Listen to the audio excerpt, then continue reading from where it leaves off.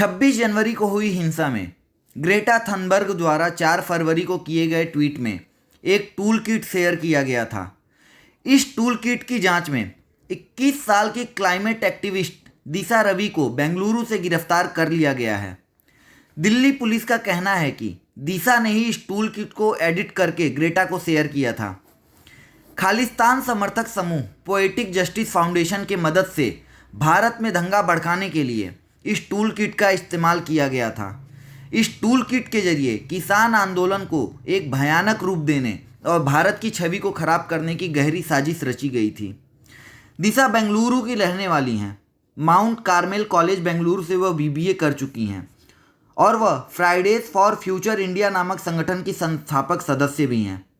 दिशा good vegan milk नाम की संस्था में काम करती हैं। ये संस्था प्लांट बेस्ड फूड को सस्ता और सुलभ बनाने का काम करती है। इसी के साथ ये संस्था जानवरों पर आधारित कृषि को खत्म कर उन्हें भी जीने का अधिकार दिलाना चाहती है। दिशा ने भारत में फ्राइडेज फॉर फ्यूचर इंडिया की शुरुआत साल 2019 में की थी। इसके अलावा दिशा जलवायु परिवर्तन को लेकर भी देश भर में अलग अलग अभियान चलाती हैं। इसके अलावा उन्होंने बेंगलुरु में जलवायु के मुद्दे पर प्रोटेस्ट का आयोजन किया था। दिशा और ग्रेटा के व्हाट्सएप चैट भी पुलिस को मिल गई है, जिसमें 4 फरवरी को टूल किट शेयर करने के बाद दिशा और ग्रेटा के बीच हुई बातचीत सामने आई है। इसमें दिशा ग्रेटा को बोलती हैं कि टूल किट नहीं शेयर करना चाहिए था, इसमें हम सबके नाम हैं और इससे हमारे ऊपर UAPA unlawful activities prevention act के तहत कार्रवाई हो सकती है।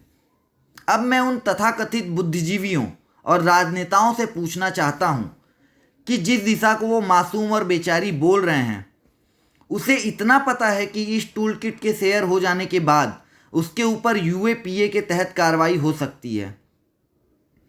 एक 21 साल की लड़की देश को तोड़ने का काम कर रही है, उसके सपोर्ट में कैसे कोई बोल सकता है? क्या अब देश की राजनीति देश को तोड़कर की जाएगी?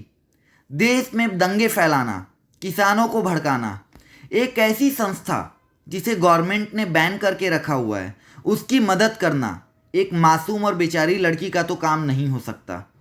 ये एक सोची समझी साजिश के तहत किया गया है और इसमें अभी और भी कई खुलासे होंगे, क्योंकि 11 जनवरी को हुए जूम मीटिंग में जिसमें 70 लोग शामिल थे, उसकी डिटेल दिल्ली पुलिस ने जूम ऐप से मांगी है।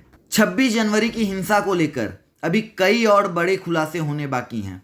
टूल किट के जरिए एक नए खुलासे के तहत अब 2 खालिस्तानियों पीटर फ्रेडरिक और भजन सिंह भिंडर उर्फ इकबाल चौधरी के नाम भी इससे जुड़े हैं। इनके संबंध पाकिस्तान की खुफिया एजेंसी ISI से भी हैं। ऐसे में पुलिस अब इस बात को भी केंद्र में रखकर जांच की ओर आगे बढ़ रही है, कहीं पाक से तो इस पूरे उपद्रव की रणनीति नहीं बनाई गई है। ब्यूरो रिपोर्ट, राष्ट्रवाद न्यूज़।